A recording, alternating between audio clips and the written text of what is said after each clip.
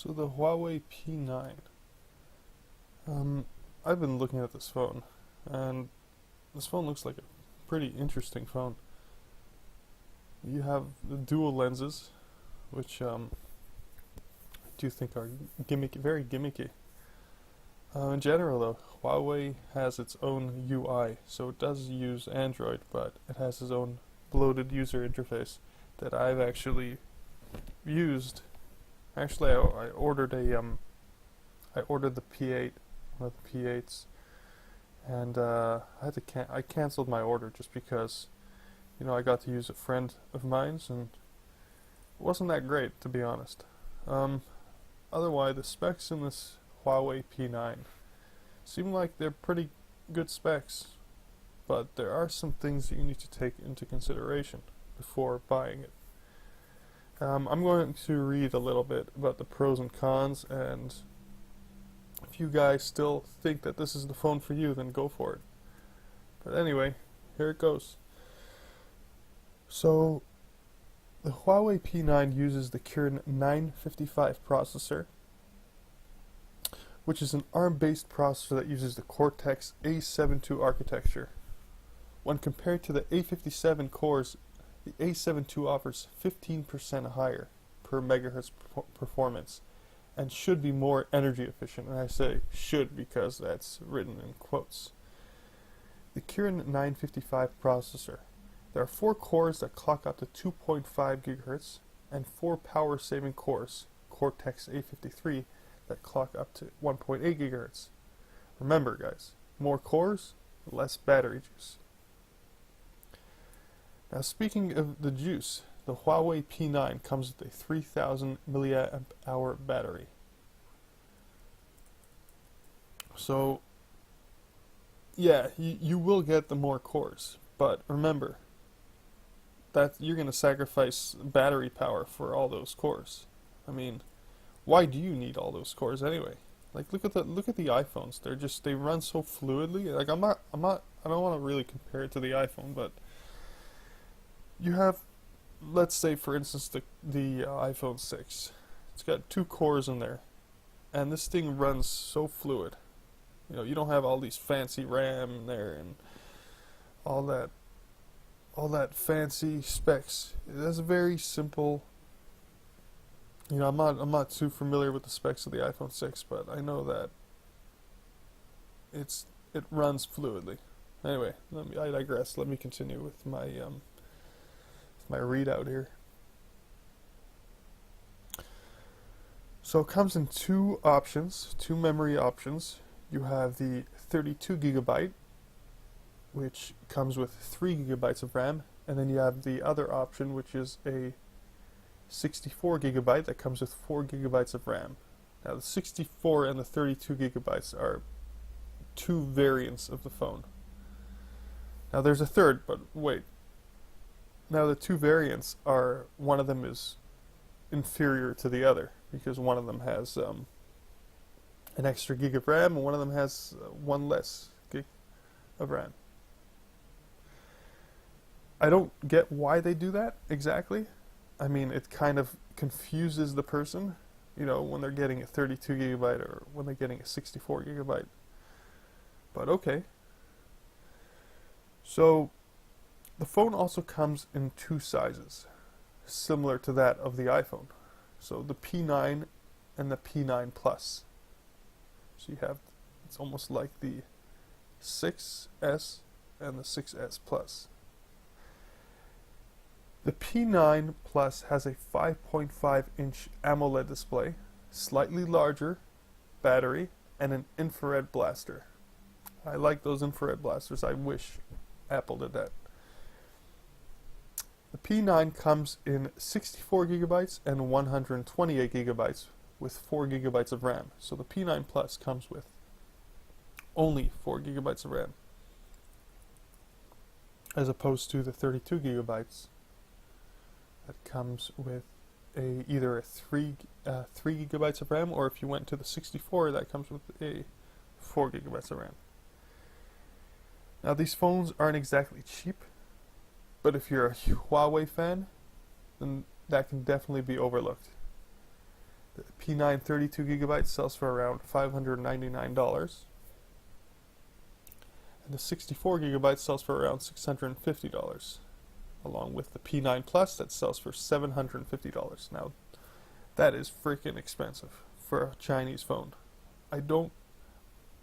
I personally would not buy a Chinese phone like that's in like the price range of an iPhone. I get it, the specs are great and everything, but at the same time, is it worth it?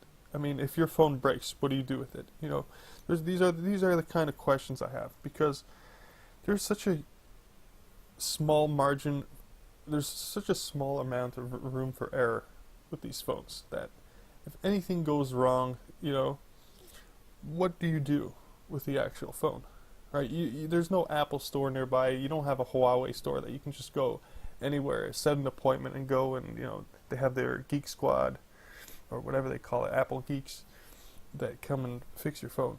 So what do? You got to message. It's a whole hassle. You have to message Huawei. You have to wait till they get back to you. Now there's a communication barrier, or so I think.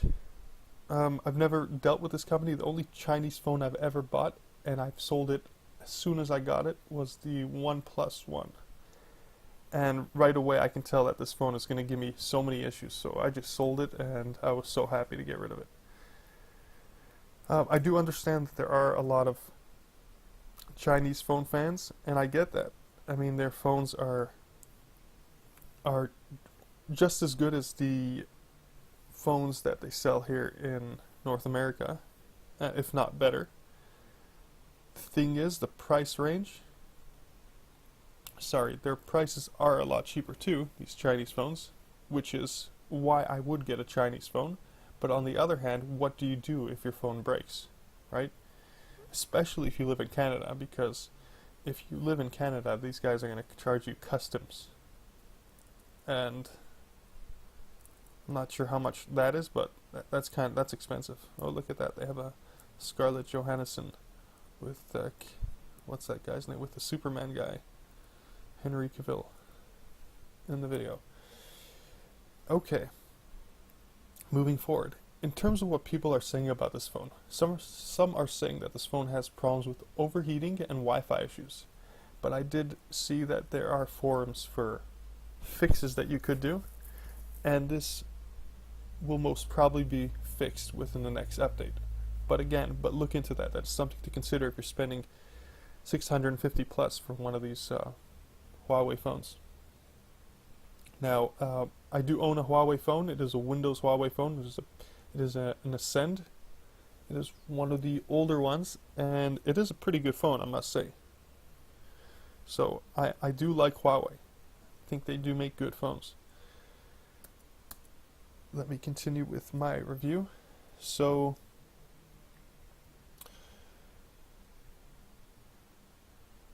dual cameras.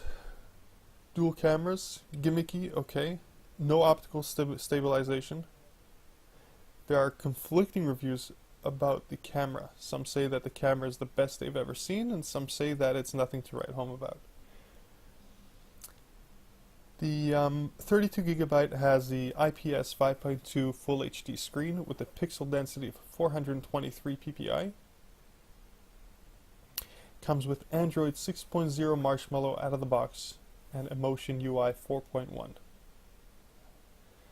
I did read a review on CNET that said that it's full of bloatware, so I'd look into that as well. USB Type-C for charging, which means it's quicker charge, and newer and improved fingerprint scanner, so it senses very sensitive differences with fingers, I guess for a more accurate reading. And it does come with a single grill speaker. So this phone is not yet out, from what I understood, in the United States, or it's just coming out.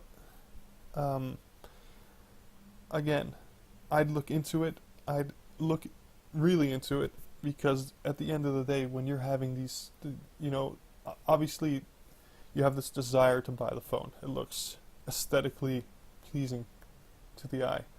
But at the end of the day, when you receive this phone and it is giving you problems, it is going to frustrate you to the point where you're just going to want to get rid of this phone as soon as possible. Like I've been in that situation. So I recommend before you buy this phone, really look into it. Look into pros, the cons. Look into the issues people are having with it.